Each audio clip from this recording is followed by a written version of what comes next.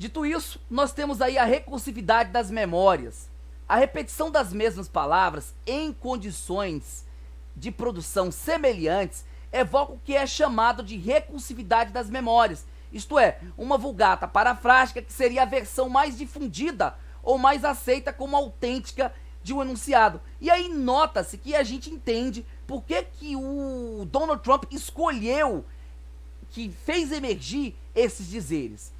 Dizer, por exemplo, que quando os saques começam, os tiros começam, em tempos distintos, no entanto em condições de produção semelhantes, é ver a recursividade da estabilização de memórias discursivas. Negros sendo mortos em 1967, palavras de intolerâncias ditas por um policial.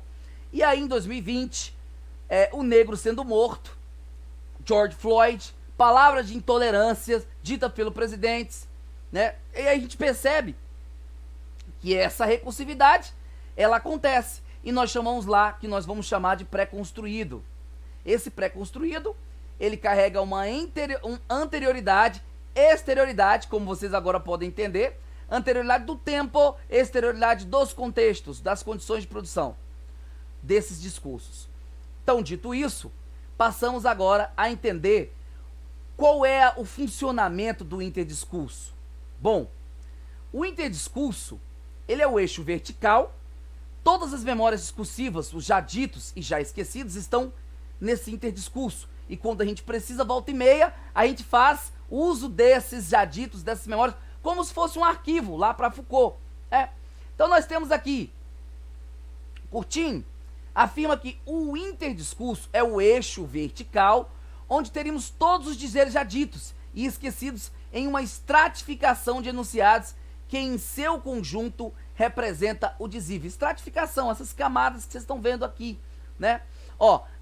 Eu não sou racista, tem um menino negro no meu trabalho que eu me dou super bem. Bom, essa oração, esse jadito, é um jadito racista, porque ele se dá bem com o negro, mas não se dá bem com os outros. Inveja branca, quando alguém diz inveja branca, é um cume racista, porque se fosse uma inveja negra, seria ruim, mas é uma inveja branca. Então note-se que ele coloca na oposição de sentido o preto, o negro e o branco em oposições, como o negro negativo e o branco positivo. Não sou tuas negras, isso aqui também é histórico. Quando ele está dizendo assim, você não pode fazer o que quer de mim, né? Então, porque na antiguidade, lá no Brasil colonial, as negras, elas eram tratadas como animais e eles faziam o que quisessem com elas. Então, o negro é mais racista que o branco, fazendo tanto vitimismo. Olha aí, ele se colocou numa posição que o negro é mais racista que o branco. Então ele admite que todo branco é racista. Bom, então aí já fica aí o próprio racismo do branco sobre o negro, e sobre o negro, às vezes, quando pronuncia essas palavras. Já vi negros falando, o negro é muito mais racista que o próprio branco.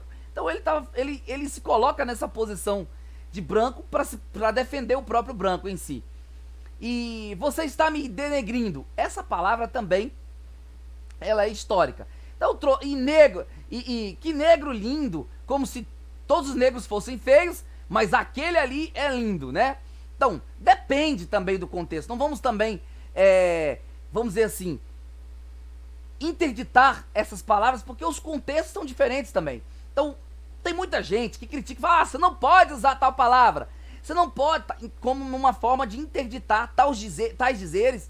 Eles estão cometendo, vamos dizer assim, um equívoco, porque, como nós vimos, o acontecimento, ele, quando fura as memórias discursivas aí, ele causa esse deslocamento. Então já, quando eu falo inveja branca, já não tem mais o mesmo sentido como antigamente.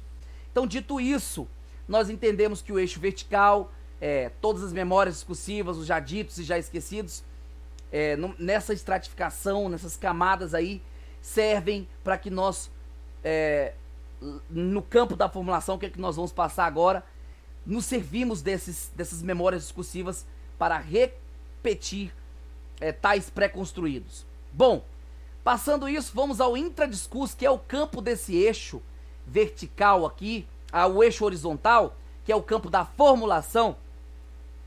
Quando os saques começam, os tiros começam. Isso aqui nós podemos dizer que é uma paráfrase, não seria uma citação, tá? Ele não citou, Ah, professor, mas você vai dizer que as palavras são a mesma, isso é uma citação. Não, não é uma citação, é uma paráfrase. Por quê? Porque ele utilizou como se fosse para ele, vocês vão ver agorinha, ele vai entender que ele tomou aquilo como se fosse para ele, que ele mesmo tinha o poder disso aí. E a gente vai ver que nos esquecimentos, os esquecimentos dá essa ilusão que o sujeito é a origem da sua fala e que toda palavra tinha que ser daquele jeito. Bom,